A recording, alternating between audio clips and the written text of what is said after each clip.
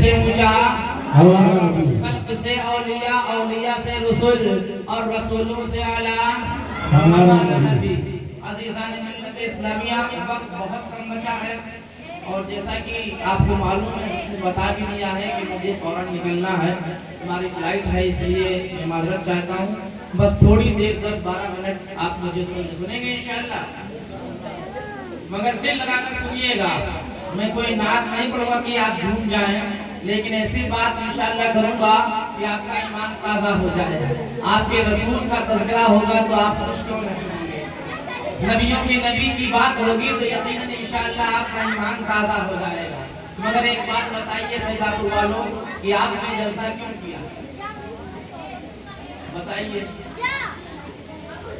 میرا اصول ہے کہ یہاں میں جاتا ہوں تو پہلے پوچھ لیتا ہوں کہ آپ نے یہ کام کیوں کیا ہے، جلسہ کیوں کیا ہے، کیا وجہ ہے؟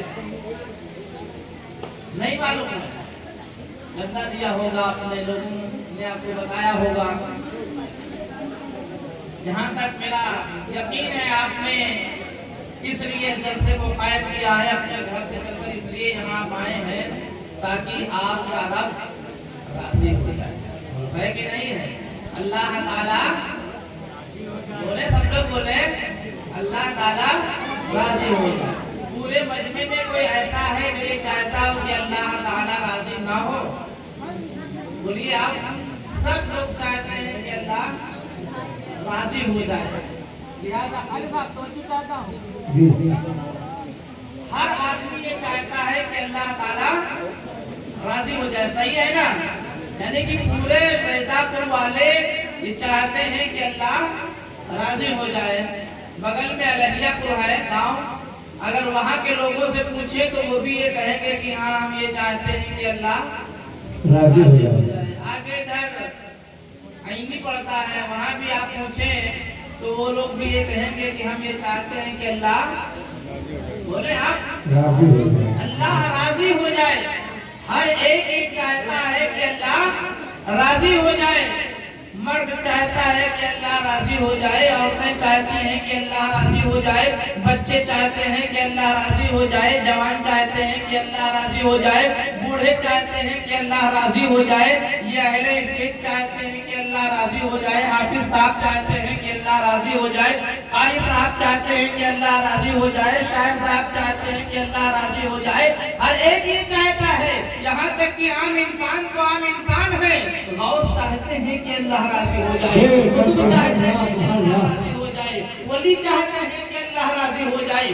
اور آگے بڑھوں تو آپ یوں سمجھئے کہ انبیاء چاہتے ہیں کہ اللہ راضی ہو جائے، رسول چاہتے ہیں کہ اللہ راضی ہو جائے، ہر ایک یہ چاہتا ہے کہ اللہ راضی ہو جائے۔ حضرت آدم صفی اللہ چاہتے ہیں کہ اللہ راضی ہو جائے، حضرت ابراہیم خلیل اللہ چاہتے ہیں کہ اللہ راضی ہو جائے، حضرت نوح علیہ السلام چاہتے ہیں کہ اللہ راضی ہو جائے، حضرت یوسف علیہ السلام چاہتے ہیں کہ اللہ راضی ہو جائے، حضرت اسحاق علیہ السلام چاہتے ہیں کہ اللہ راضی ہو جائے۔ ہر ایک یہ چاہتا ہے کہ اللہ راضی ہو جائے۔ نمازی نماز پڑھ رہا ہے کہ اللہ راضی ہو جائے، حاجی حج کر رہا ہے کہ اللہ راضی ہو جائے، مجاہد جہاد کر رہا ہے کہ اللہ راضی ہو جائے۔ سیدہ پور والے یہ جلسہ کر رہے ہیں کہ اللہ راضی ہو جائے، لیکن اے سیدہ پور والوں یہ تو بتاؤ کہ اللہ کیا چاہتا ہے کہ کون راضی ہو؟ بے شک اللہ سبحان اللہ، سبھی چاہتے ہیں کہ اللہ راضی ہو جائے، لیکن اللہ کیا چاہتا ہے؟ جب ہر ایک یہ چاہتا ہے، انسان یہ چاہتا ہے کہ اللہ راضی ہو جائے، پرند و پرند چاہتے ہیں کہ اللہ راضی ہو جائے، قوس و قزح چاہتے ہیں کہ اللہ راضی ہو جائے، زمین و آسمان چاہتے ہیں کہ اللہ راضی ہو جائے، جن و ملک چاہتے ہیں کہ اللہ راضی ہو جائے، ہر ایک یہ چاہتا ہے کہ اللہ راضی ہو جائے۔ اے زمین و آسمان کے بنانے والے خدا، اے لفظ کن سے کائنات کو وجود بخشنے والے پروردگار عالم، جب ہر مخلوق یہ چاہتی ہے کہ تو راضی ہو جائے تو اے میرے پروردگار، یہ شاہ عالم امجدی تیری بارگاہ میں ہاتھ جوڑ کر کھڑا ہے، میرے مولا تیری رضا کیا ہے؟ تو حاطب غیبی سے آواز آتی ہے کہ شاہ عالم امجدی تو کتابیں اٹھا کر دیکھ، علامہ ابن کثیر کی کتاب پر جلد نمبر 2 نکال، اللہ تبارک و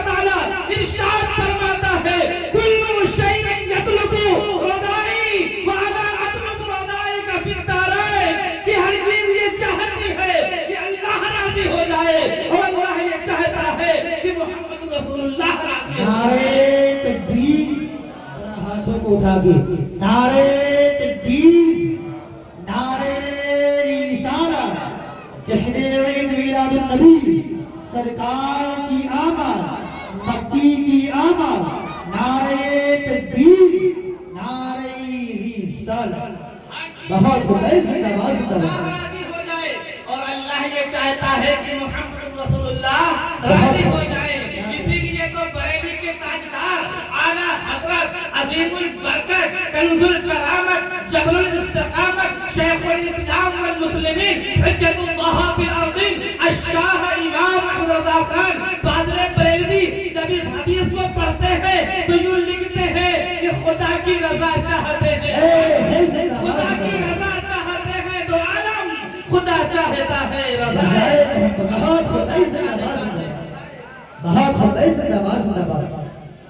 ہم ایسے نبی کے میلاد میں ہیں کہ جس کی رضا اللہ تعالیٰ چاہتا ہے، لیکن جب ہم اس میلاد کو کرتے ہیں تو کچھ لوگ یہ کہتے ہیں کہ یہ میلاد کیوں کرتے ہو، اس کی ضرورت کیا ہے، میلاد کیوں کرتے ہیں، یہ کہاں لکھا ہوا ہے۔ لوگ ایسے اعتراضات کرتے ہیں، کوئی کہتا ہے میلاد کرنا شرک ہے، کوئی کہتا ہے میلاد کرنا بدعت ہے، کوئی کہہ رہا ہے میلاد کرنا نئی چیز ہے، کوئی کہتا ہے نبی کے زمانے میں میلاد نہیں ہو رہا تھا، کوئی کہتا ہے صحابہ کرام کے زمانے میں میلاد نہیں ہوتا تھا۔ اور لوگ ایسی باتیں بولتے ہیں کہ نہیں بولے آپ؟ تو آؤ دیکھو کہ اللہ کے رسول صلی اللہ علیہ وسلم نے اپنا میلاد بیان کیا ہے کہ نہیں بیان کیا ہے۔ اٹھائیے حدیث کی کتابیں، ابو داؤد اور نسائی نکال لیجیے، اللہ کے رسول صلی اللہ علیہ وسلم کے نسب میں کسی نے طعن کر دیا، آپ کی نسب کے متعلق کسی نے بد کلامی کر دی۔ حدیث کے الفاظ ہیں کہ اللہ کے نبی صلی اللہ علیہ وسلم نے جب یہ بات سنی تو صحابہ کرام کو بلایا، صدیق اکبر ادھر آؤ، فاروق اعظم ادھر آؤ، عثمان غنی تم بھی آؤ، مولا علی تم بھی آؤ، مسلم بن حارثہ تم بھی آؤ۔ تمام صحابہ کرام کو جو اس وقت وہاں موجود تھے، اللہ کے رسول صلی اللہ علیہ وسلم نے تمام صحابہ کرام کو بلایا۔ جب صحابہ کرام جمع ہو گئے تو اللہ کے رسول صلی اللہ علیہ وسلم منبر پر چڑھ گئے اور پوچھا کہ میرے پیارے صحابہ بتاؤ میں کون ہوں؟ صحابہ کرام نے عرض کیا انت رسول اللہ، یو آر پروفیٹ محمد صلی اللہ علیہ وسلم، یہ آپ اللہ کے رسول ہیں۔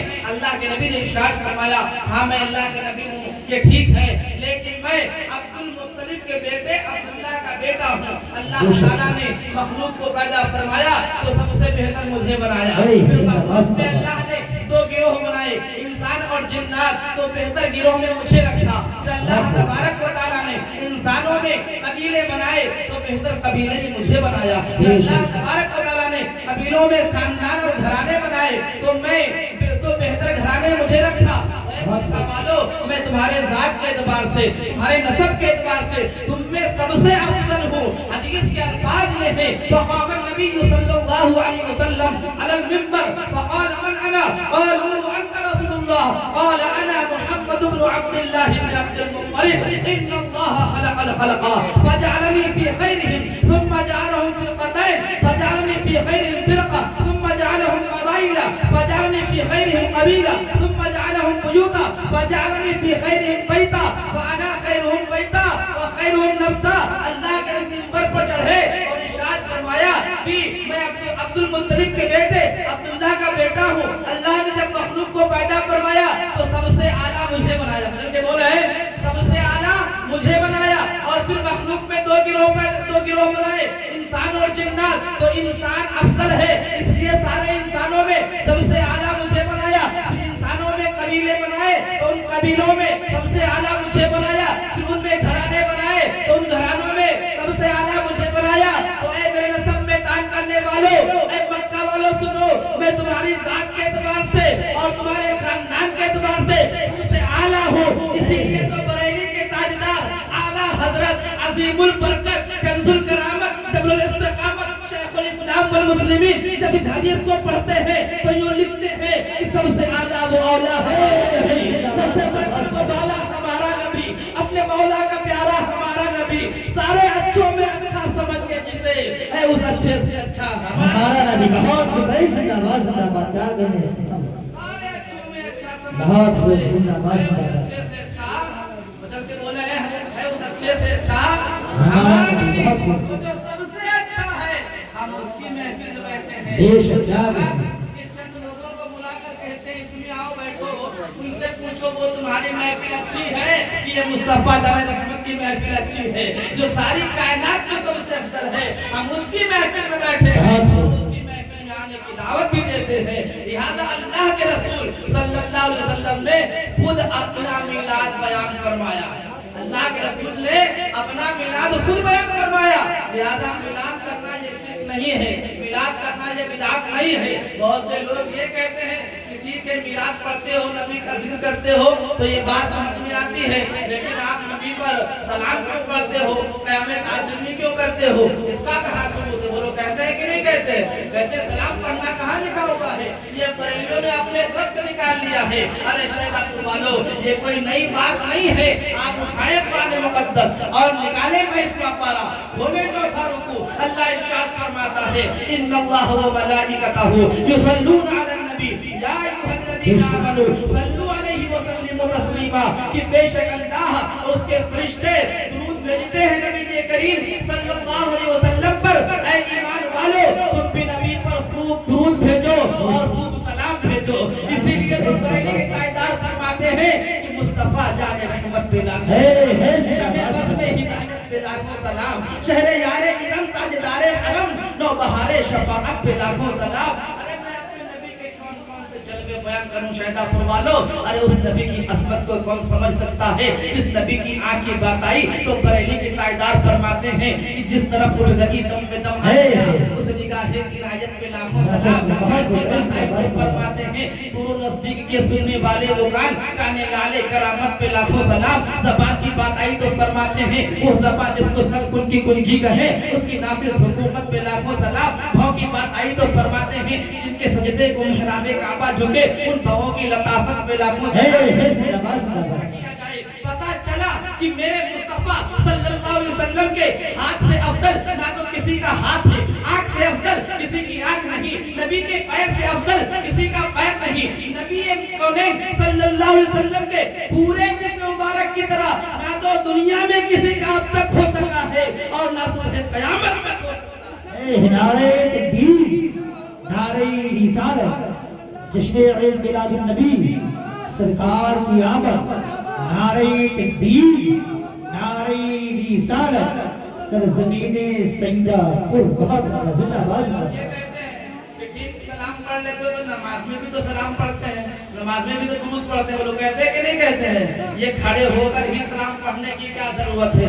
एक नहीं, अगर फकीर चाहे तो अल्हम्दुलिल्लाह 25 हदीसें इस पर ये फकीर पेश कर सकता है, लेकिन तंगीए वक्त की वजह से मैं सिर्फ एक हदीस आप तक पहुंचा रहा हूं।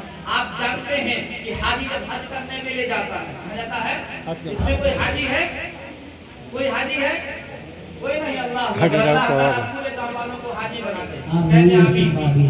जो गए हैं उन्हें भी हाजी बना दे, जो नहीं गए उन्हें भी हाजी बना दे। अल्लाह ताला सबको हाजी बनाए। जब हाजी हज करने जाता है तो उसे मुख्तलिफ दुआएं याद कराई जाती हैं कि हजर अस्वद के पास जाओ तो ये दुआ पढ़ो, सफा मरवा की सही करो तो ये दुआ पढ़ो, और मकाम इब्राहिम पर जाओ तो ये दुआ पढ़ो, रुकन यमानी के पास जाओ तो ये दुआ पढ़ो, ये दुआ पढ़ो, रुकन शामी के पास जाओ तो ये दुआ पढ़ो। अलग अलग मकामात अलग अलग दुआएं याद कराई जाती हैं। याद कराते हैं कि नहीं कराते हैं? हाजी जब हज करने जाते अलग अलग जगह की अलग अलग दुआएं याद कराई जाती हैं, लेकिन जब मिज़ाबे रहमत के पास जाए तो कौन सी दुआ पढ़े? अबू दाऊद और नसाई की हदीस से अल्लाह के रसूल सल्लल्लाहु अलैहि वसल्लम इरशाद फरमाते हैं कि तुम ये दुआ पढ़ा करो, अल्लाहुम्मा अज़िल्लनी तहत ज़िल्ल अर्श यौमन ला ज़िल्ला इल्ला ज़िल्लुक व ला बाक़िया इल्ला वजहुक वस्क़नी मिन हौज़ नबिय्यिका मुहम्मद सल्लल्लाहु अलैहि वसल्लम शरबतन हनीअतन ला अज़मउ बअदहा अबदा। कि ऐ अल्लाह, जिस दिन तेरी ज़ात के सिवा कोई ज़ात न होगी, तेरे अर्श के सिवा कोई साया न होगा, ऐ अल्लाह उस दिन अपने प्यारे महबूब सल्लल्लाहु अलैहि वसल्लम के हौज़े कौसर से ऐसा जाम पिला जिसको पीने के बाद कभी प्यास न लगे। इस हदीस में मिन हौज़ी नबी जी का मुहम्मदिन के बाद सल्लल्लाहु अलैहि वसल्लम साफ लफ्जों में लिखा हुआ है। और ये सल्लल्लाहु अलैहि वसल्लम क्या है? नबी पर दुरूद भी है, नबी पर सलाम भी है। और ये दुआ कब पढ़ी जाती है? मिज़ाबे रहमत के बाद खाने काबा के करीब हालत तवाफ में। और तवाफ कैसे किया जाता है? खड़े होकर के। सैदापुर वालों तवज्जो करो कि अल्लाह के नबी सल्लल्लाहु अलैहि वसल्लम पर अगर मुकद्दस घर के पास खड़े होकर मिज़ाब रहमत के पास खड़े होकर सलातो व सलाम पढ़ना जायज़ है, तो फिर हिंदुस्तान से सैदापुर में खड़े होकर नबी पर सलातो व सलाम पढ़ना क्यों नाजायज़ है? वहां से जायज़ है तो यहाँ से भी जायज़ है। इसीलिए बरेली के ताजदार फरमाते हैं, सोना जंगल रात अंधेरी छाई बदली काली है, सोने वाले जाग रही जो चोरों की रखवाली है, और आंखें बंदना जुमला पढ़ना लाखों जमाई अंगड़ाई, अरे नाम पे उठने के लड़ता है उठना भी खड़े होकर पढ़ने से तो कोई मामला गाली वाली बात तो है नहीं। लिहाजा आला हज़रत फाज़िल बरेलवी रज़ियल्लाहु तआला अन्हु के अशआर और उनकी नाज़गोई में इसलिए बयान करता हूँ कि आप ये भी समझ जाए कि हिंदुस्तान में कोई सच्चा आशिक रसूल गुजरा है तो वो आला हज़रत की जात है। हदीस रसूल को किसी ने अगर इश्क़ रसूल में डूब कर पढ़ा है तो वो आला हज़रत की जात है।